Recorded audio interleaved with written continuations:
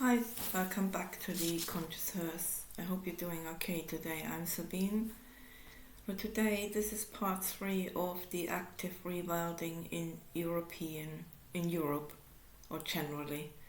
But today it's about the European bison, or called Wisent. That's how we call them in Europe. So I must say, I wasn't aware that we actually had that. Oops. That we used to have bisons in Europe. It was a new one to me. It just shows how much we can learn by taking on little research and things like that. So anyway, Europe's mega herbivore, or the biggest mammal, the bison bonassus in Europe. That's what it's called, Bison bonassus. That is, I presume that is the Latin name. So it's the largest and heavy surviving wild mammal in Europe, so to speak. And they are great forest engineers. Unlike the American cousins, which prefer open space, the European counterpart is adapted to woodland and mosaic habitats. And other than that, there's not that much difference, maybe a bit in size, but acting as natural bulldozers that shapes a forest structure. They were completely extinct in the wild by 1927 due to habitat destruction, overhunting, and the likes. Human required more space, so I presume that's one of the things that happened. The Wisent today, or the bison today, descends from 12 individuals found us in the zoos. So that's the only place they were between 1927 and 1952. So coming back from zero into the wild, that was a long road of dedicated breeding programs within the zoos and sometimes private organizations. And the last wild lowland bison was shot in Białowieża forest. That's in Poland, Belarus. Well, it's actually near the area where we have the Ukraine war, in 1919. And the last wild Caucasian bison died in 1927. So, hang on. As I said, through dedicated programs in Europe, the species was preserved in captivity. And if there wouldn't been a few people who were really determined to preserve species, we wouldn't have this today, that we could reintroduce these and actually reform a landscape to its natural origin, which I think is fantastic. And instead of have to use heavy machinery and God knows how many costly other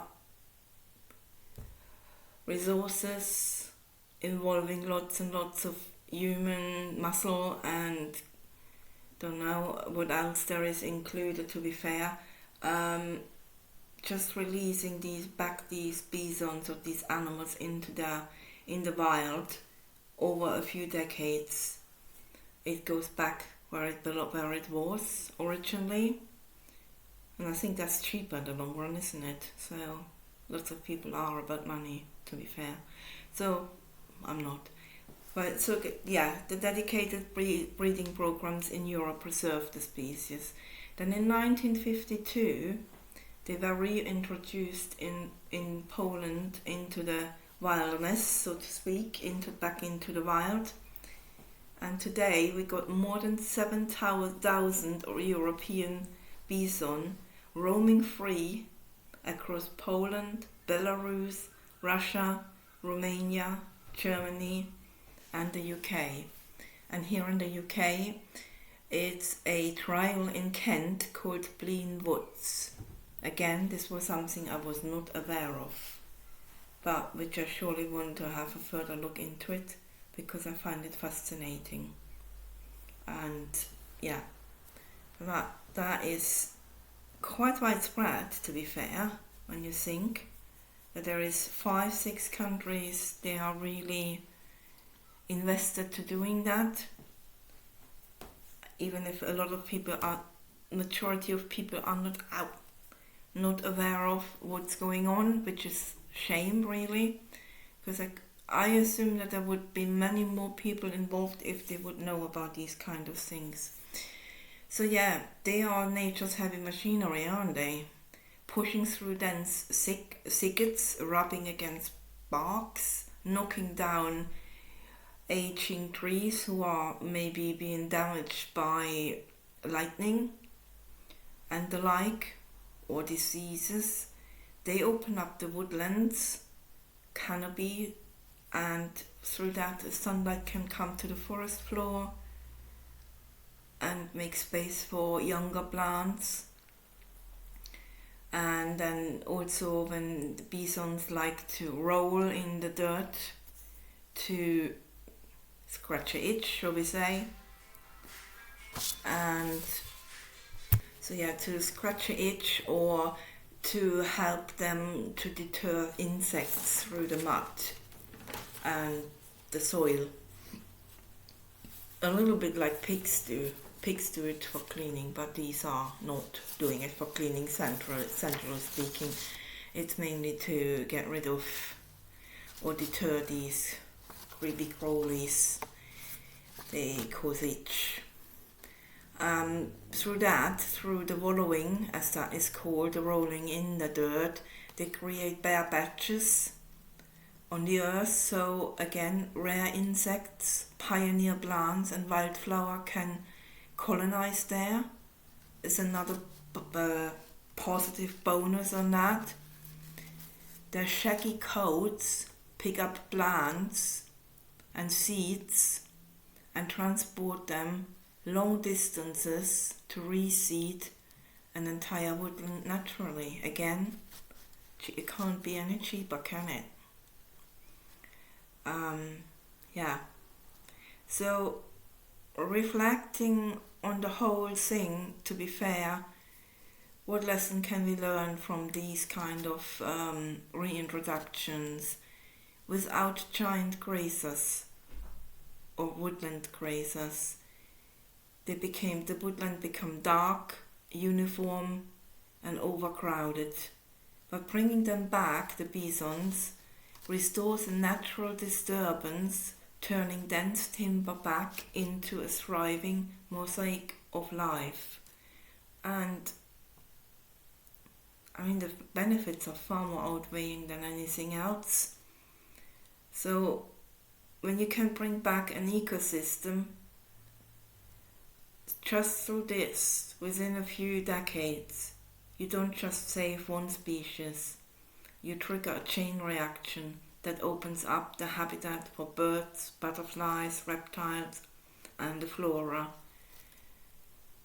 It just shows that we can coexist with wild animals. Even you have, some would say, I would think they're speaking of out of ignorance.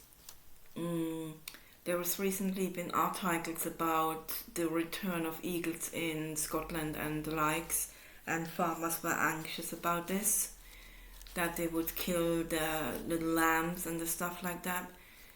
But I think as long as there is enough to eat for them in the nature, that is a rare percentage that happens.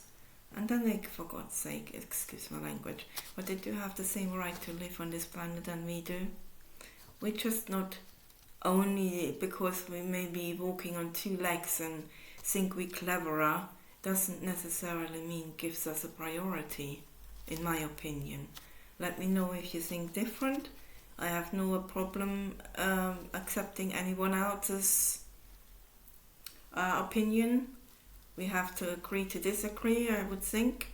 But anyway, so to round this up, it's a cheaper way to repair an imbalance done by human being. So here we go. That is number 3 done, and I'll be back with the 4th part of this mini-series. Thanks, have a good day.